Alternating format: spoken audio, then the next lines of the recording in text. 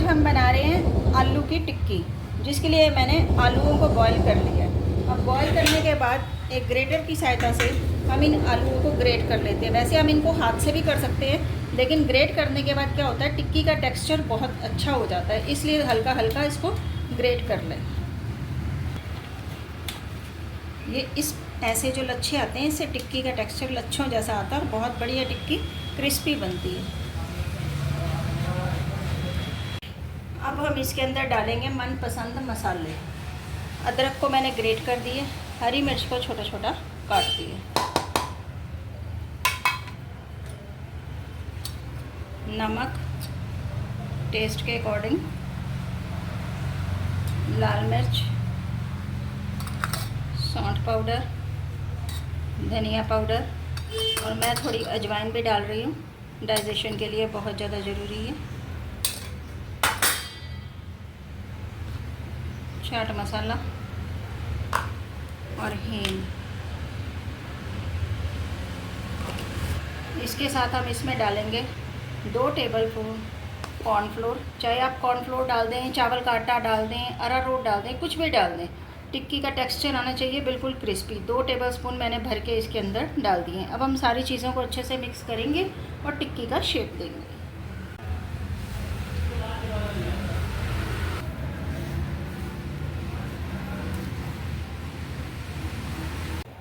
Dough तैयार हो गया। अब मैंने थोड़ा सा हल्का सा तेल उसी प्लेट में डाल दिया। ये सरसों का तेल है, आप जो पसंद हो वो डाल लें। इसको थोड़ा सा ऐसे लगाएंगे और फिर अब हम इसको टिक्की की शेप देंगे।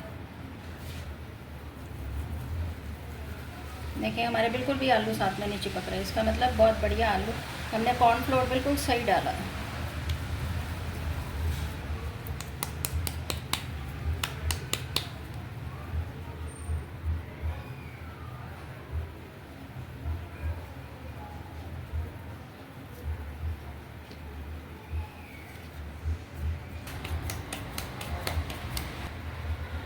हमारी सारी टिक्कियाँ तैयार हैं शैलो फ्राई होने के लिए।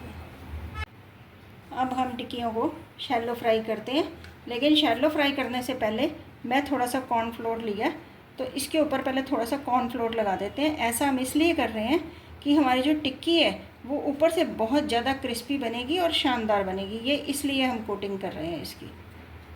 और जब हम इसको तवे पर डालेंगे तो ये उसके साथ चिपकेगी नहीं और तेल भी कम लेगी। अब मैंने तेल को पैन के अंदर गर्म करने के लिए रख दिया। एक एक करके हम अपनी टिक्की को उसके अंदर प्लेस कर देते हैं।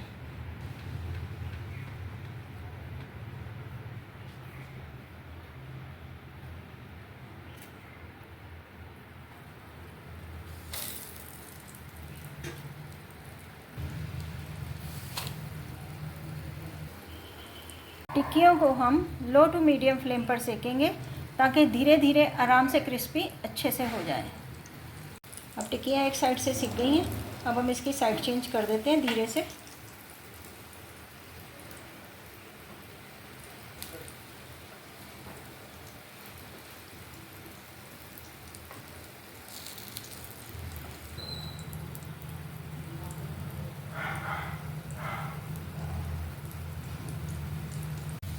टिक्कियाँ दोनों तरफ से बहुत अच्छे से क्रिस्पी हो गई हैं, लेकिन अभी मैं इसको थोड़ा सा ऐसे दबा के फ्लैट करके और अच्छे से क्रिस्पी करूँगी।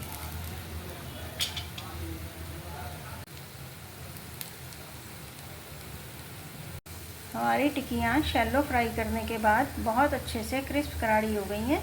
अब मैं इनको प्लेट में निकालूंगी और फिर इनकी टिक्की चाट बनाऊंगी।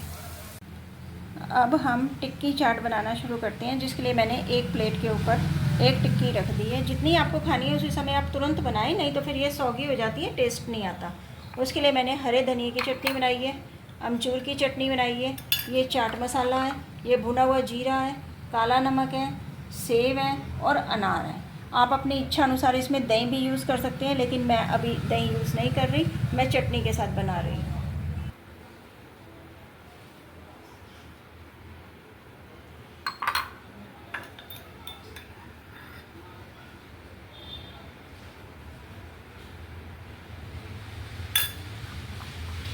और थोड़ा सा चाट मसाला स्प्रिंकल कर दें और फिर भुना हुआ जीरा,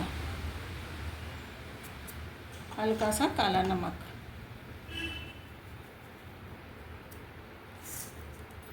और ये सेब।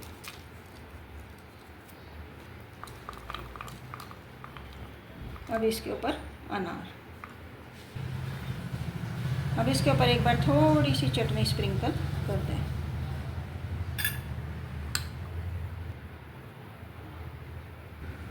हमारी शानदार कुरकुरी टिक्की चाट बनकर तैयार है।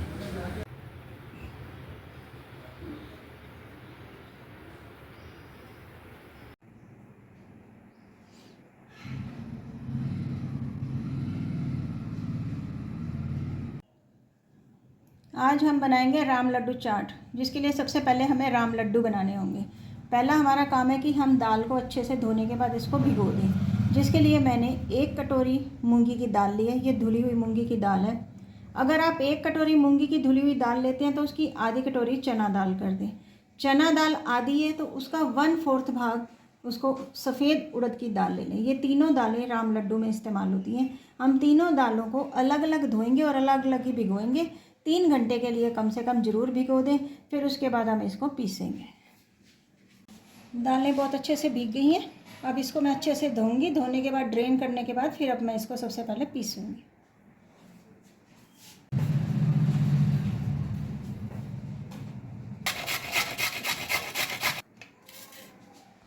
दाल पीसते समय इसमें जीरा, हरी मिर्च और अदरक ग्रेट किया और साथ में थोड़ी सी हींग, इसको डाल के पीस लें। हींग डाल,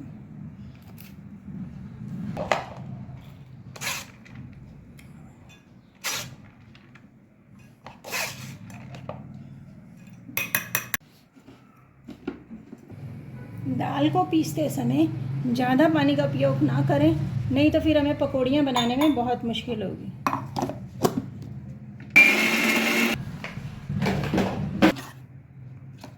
देखिए हमारी दाल पीस गई है। बिल्कुल थिक पेस्ट मैंने बनाया। ऐसी सारी दाल मैं पीसूँगी।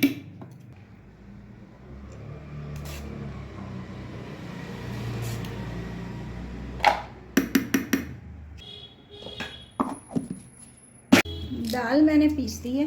अब थोड़ा सा ये अगर हमें राम लड्डू बनाने हैं तो उसके अंदर हमें ये मूली के पत्ते हैं, ये जिनको मैं छोटा छोटा चॉप कर रही हूँ, इनका पेस्ट बना के हम दाल को बीट करने के बाद इसके अंदर मिक्स करेंगे, तभी हमें राम लड्डू का सही टेस्ट आएगा।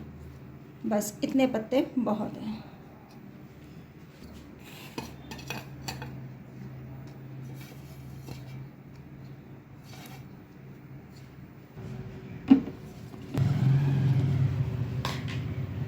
ये मूली के पत्ते का पेस्ट भी बन गया। इसको भी हम एक बाउल में अभी निकाल लेते हैं।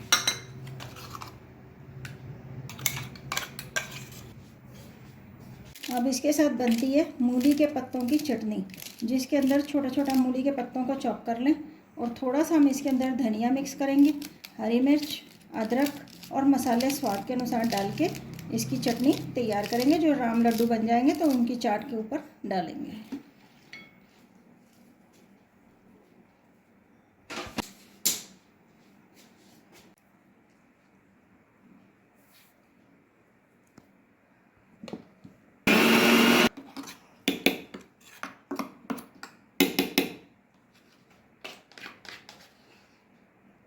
अब हम इसमें डालेंगे स्वादानुसार मसाले, हींग,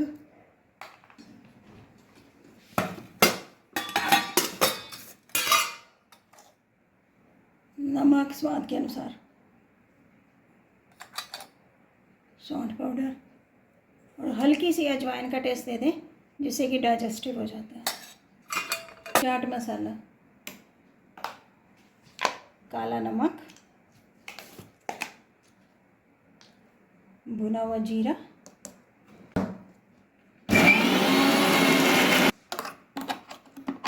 हमारी चटनी देखें कितनी शानदार, बिल्कुल ग्रीन नेचुरल कलर की बनी है।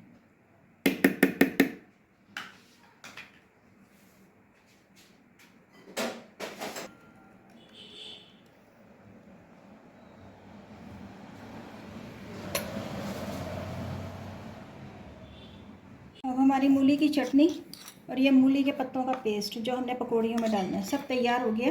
अब हमारा काम है कि हम दाल को बीट करें। इसे नमक डालें और थोड़ी सी हींग।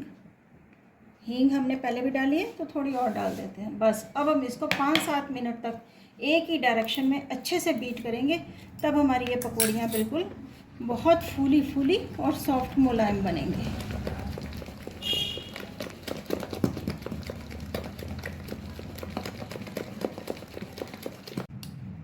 थोड़ी सी हल्दी डाल दें, उससे पकौड़ियों का कलर अच्छा आता है। लाल मिर्च अगर आपको टेस्ट के अकॉर्डिंग अगर पसंद हो, तीखा खाते हो तो ही डालें, नहीं तो छोड़ दें, क्योंकि हमने इस पीसते समय इसमें हरी मिर्च भी डाली है।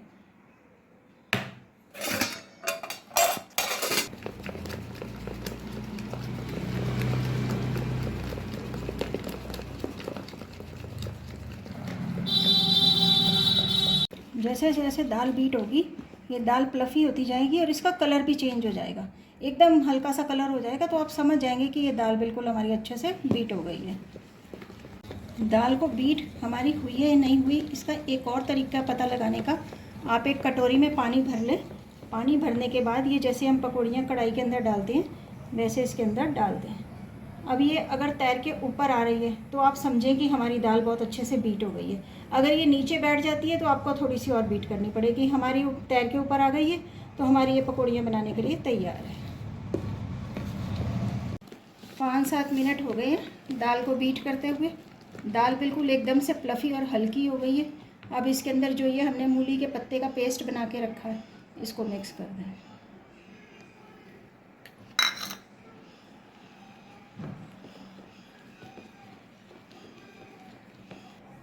तेल को मैंने गरम करने के लिए रख दिया है। ज़रा सा पानी का हाथ लगाएं और इसके अंदर ये पकौड़ियाँ डालते गए।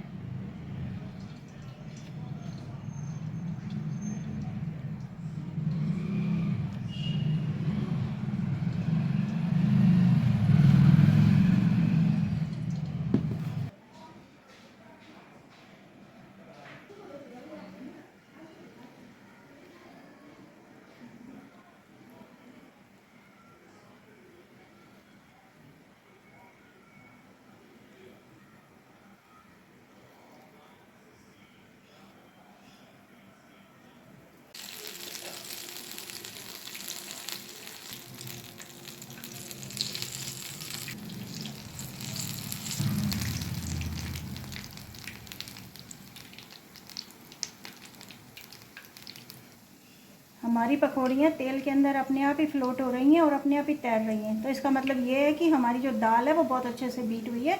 ये पकौड़ियाँ बिल्कुल एकदम से बढ़िया सॉफ्ट बनेंगी।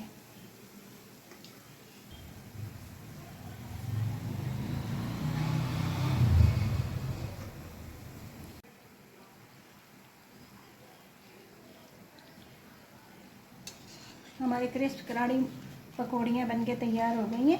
इनको एकदम से ज़्यादा तेज़ आंच पर ना डालें और ना ही ज़्यादा ठंडे तेल में डालें।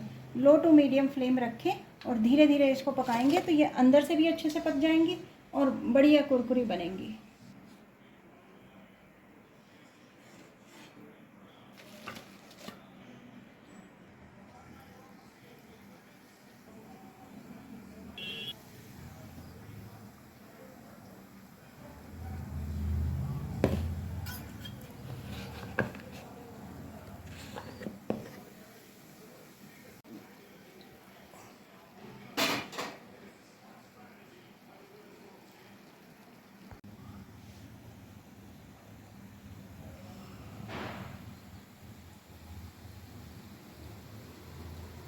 राम लड्डू सारे बनकर तैयार हो गए हैं। चटनी भी बन गई है और मूली के पत्तों को ऊपर स्प्रिंकल करने के लिए मैंने बिल्कुल छोटा छोटा महीन महीन काटा है और ये मूली है जो इसको मैं कद्दूकस कर रही हूँ। अब हम राम लड्डू चाट बनाएंगे।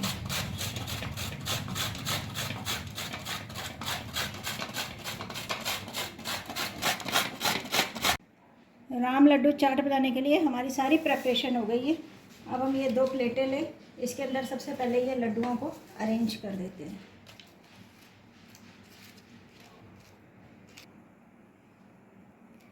अब इसके ऊपर मूली के पत्तों की चटनी जितनी भी आपको पसंद हो वो स्प्रेड कर दें।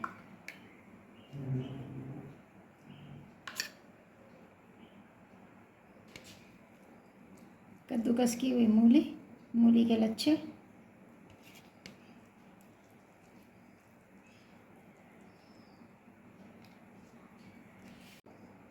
गार्निशिंग के लिए ये मूली के पत्ते,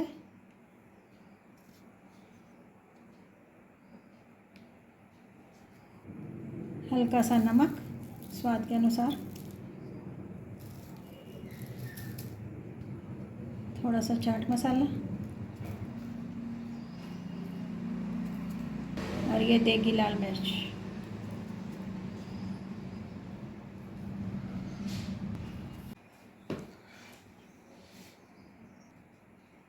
हमारी चटपटी राम लड्डू चाट बनकर तैयार हो गई है। आप मेरी रेसिपी को फॉलो करें प्लीज़, और मम्मी पापा की रसोई को ज़्यादा से ज़्यादा लाइक सब्सक्राइब करें। Thank you so much.